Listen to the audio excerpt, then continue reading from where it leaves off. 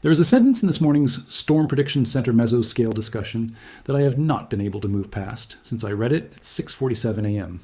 Most people will never see this document.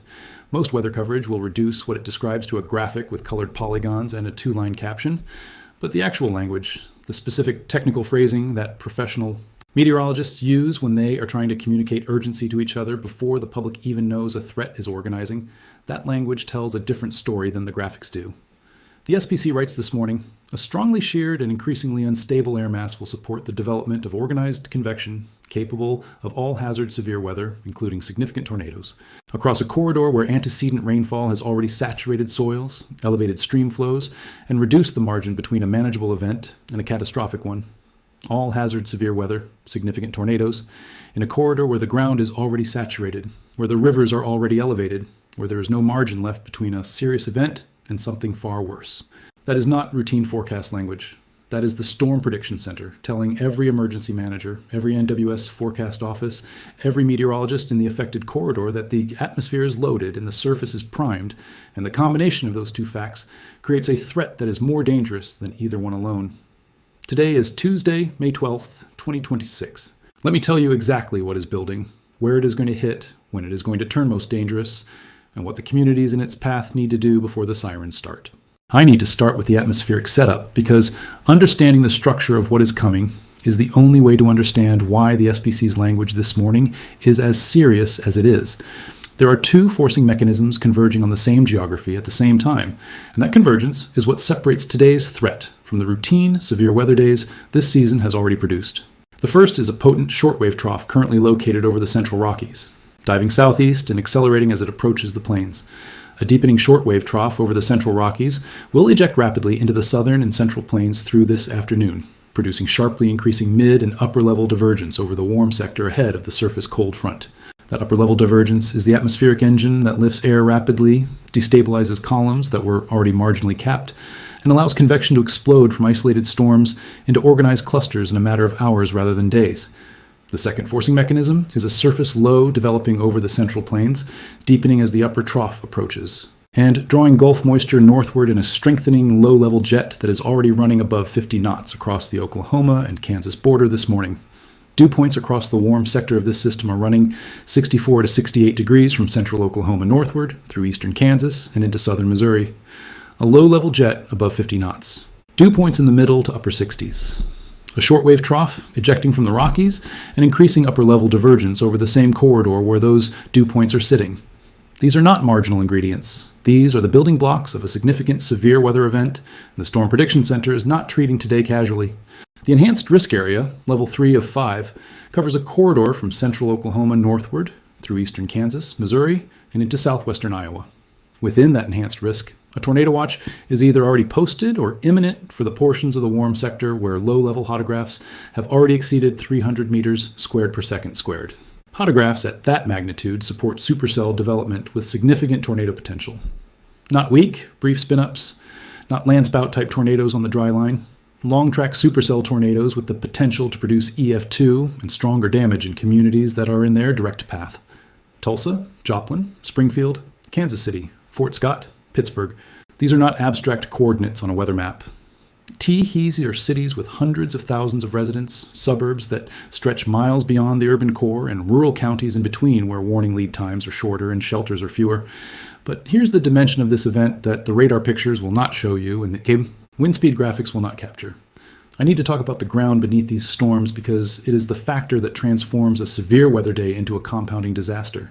And it is the factor that the SPC's language this morning flagged explicitly. The corridor that today's storms are targeting has received substantially above normal. Rainfall over the past 6 weeks. April's repeated frontal systems delivered 3 to 5 inches above normal precipitation across Missouri, eastern Kansas, and northeastern Oklahoma. The soil moisture profiles across this region are at or above field capacity from the surface through the root zone. Stream flows across the Neosho, the Spring River, the Elk River, and the Verdigris are running at 150 to 200% of normal for mid-May. The rivers that today's storms are going to rain into are not empty vessels waiting to be filled. They are already nearly full. When a supercell or a training squall line drops 2 to 4 inches of rain in 90 minutes on a watershed where the soil cannot absorb meaningful additional moisture, virtually all of that rainfall becomes immediate runoff. It enters the tributaries within minutes. It reaches the main stem rivers within hours. And in river valleys across southeastern Kansas and southwestern Missouri, that means water rising in places that residents may not associate with flooding risk because the last significant flood in their specific location may have been years ago. Flash flood emergencies have already been issued twice this month in this corridor. Flash flood watches are currently in effect for portions of southeastern Kansas and southwestern Missouri ahead of today's event. That is the NWS communicating, before the storms even developed this afternoon, that the hydrological baseline is dangerous enough that even a moderate rainfall rate could produce flash flooding. Today's storms are not forecast to produce moderate rainfall rates. The WPC excessive rainfall discussion this morning places a moderate risk, level 3 of 4, of excessive rainfall across the Ozark Plateau and eastern Oklahoma, centered on the same geography where the SPC's tornado threat is concentrated. A moderate risk of excessive rainfall in the same location as an enhanced risk of significant tornadoes on the same day. Tornado threat and flash flood threat occupying the same counties at the same time. This is the loaded gun pattern. The same storm that rotates and produces a tornado warning can simultaneously be training over saturated ground and filling rivers that have no remaining capacity. The same family sheltering in their basement from a tornado warning needs to know that when they come back upstairs, the creek behind their property may have risen 4 feet while they were underground.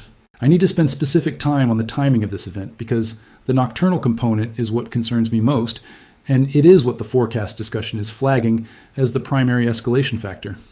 The afternoon heating today will allow isolated supercell development to begin across western Oklahoma and southern Kansas between 2 and 4 in the afternoon.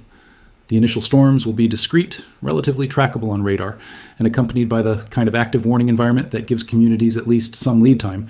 That is the manageable window. What follows is not. As the low-level jet strengthens through the evening and peaks between 10 at night and 2 in the morning, the storm mode will likely transition from discrete supercells to a more organized convective system. A mesoscale convective system, or MCS, racing eastward through the overnight hours across Missouri and into Illinois and Indiana. MCS events in the overnight window are the most dangerous, severe weather configuration in the American meteorological record for a simple reason. They arrive when communities are asleep, when the sirens outside are inaudible through closed windows, when the only warning is whatever is running on someone's phone at 2 in the morning. The overnight MCS that raced through Alabama and Georgia earlier this month demonstrated exactly this dynamic. Communities absorbed the impact of a high-end wind event while the majority of residents were asleep. The warning was accurate. The lead time was sufficient by meteorological standards, but the physics of sleeping through a warning produced outcomes that a mid-afternoon event would not have. Tonight's potential MCS threatens communities across Missouri, southern Illinois, and Indiana between midnight and 4 in the morning with damaging wind gusts, embedded tornado potential, and rainfall rates that will arrive on top of already saturated ground in the Ozarks and across the Missouri River tributaries. Set your overnight alerts now, not tonight before bed. Right now, this morning, while you are reading or listening to this. Check that your wireless emergency alerts are enabled on your phone. Verify that your weather app's notification settings are active for tornado warnings and flash flood emergencies. And if you live in a mobile home, a manufactured housing community, or any structure without an interior room below ground level in Missouri, southern Illinois, or southwestern Indiana, identify your shelter location before you go to sleep tonight. A storm shelter, a neighbor's basement, a community shelter facility. Know where it is and know the route to it in the dark, because that may be the exact condition under which you need to use it. The flash flood dimension of tonight's event deserves its own direct statement for the communities along the river corridors of the Ozark Plateau. The current river, the 11 Point, the Black River, and their tributaries in southern Missouri and northern Arkansas drain the Ozark limestone highlands in a pattern that is hydrologically almost identical to the Texas Hill Country that produced the July 2025 disaster. Limestone bedrock, shallow soil, steep valley walls that channel runoff into narrow river channels with extreme speed. Rivers that can rise 10 to 15 feet in an hour when intense rainfall falls upstream on saturated ground. This terrain does not give warning the way a slowly rising lowland river does. The current river at Van Buren, Missouri, rose 11 feet in 40 minutes during the April 30th excessive rainfall event this year. 11 feet in 40 minutes. The water was not coming from rain falling directly on the town. It was coming from rainfall that fell 20 miles upstream an hour earlier, racing down the limestone watershed and arriving all at once, if you live near any Ozark. Stream or river tributary tonight, do not wait for water to appear before you move to higher ground. By the time you can see the river rising, the window to safely evacuate low-lying areas may already be closing. I want to take a moment and place today inside the larger context of this season because I think it is important for the communities facing tonight's event to understand that what they are experiencing is not random or isolated. It is the expression of a pattern. The closed upper low over eastern Canada that has been the atmospheric engine of this entire spring is still spinning. It is still ejecting shortwave energy downstream across the central United States. It is still producing the repeated frontal passages and moisture return cycles that have made this the most active severe weather spring in more than a decade. March was above normal. April was extremely active, featuring the April 17th outbreak with 80 confirmed tornadoes and the April 22nd through 24th sequence that produced the Enid EF4. May has continued without interruption. And behind today's event, the calendar is approaching the single most historically dangerous week in American tornado records. May 19th through 26th accounts for approximately 6% of all tornado reports ever recorded in this country. That window is 1 week away. The large-scale pattern shows no structural sign of breaking down before it arrives. Today's event is serious. Tonight's overnight MCS is dangerous. The flash flood threat for the Ozark corridor is real, and it is compounded by a hydrological baseline that has been set by 6 weeks of above-normal rainfall. But today is also not the last day of this season's active period. It is not even the most climatologically dangerous day still remaining on the calendar. Here is exactly what every community in the threat zone needs to do in the hours remaining before this event develops. If you are in the enhanced risk zone from central Oklahoma through eastern Kansas and into Missouri and southwestern Iowa, today's primary severe weather window is 2 in the afternoon through 10 at night, with a tornado threat that is most significant in the afternoon to early evening hours when discrete supercell mode is most favored. Know your shelter before 2 this afternoon.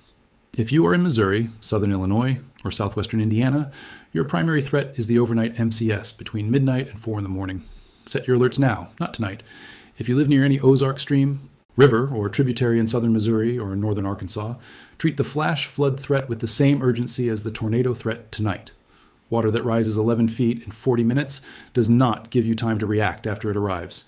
And for every community in this corridor from Oklahoma City to Kansas City to St. Louis to Indianapolis, do not let the routine feel of an active, severe weather season lower your vigilance for tonight's event. The atmosphere is loaded. The ground is saturated. The overnight window is the most dangerous configuration. Severe storms are about to turn dangerous. Be ready before they do.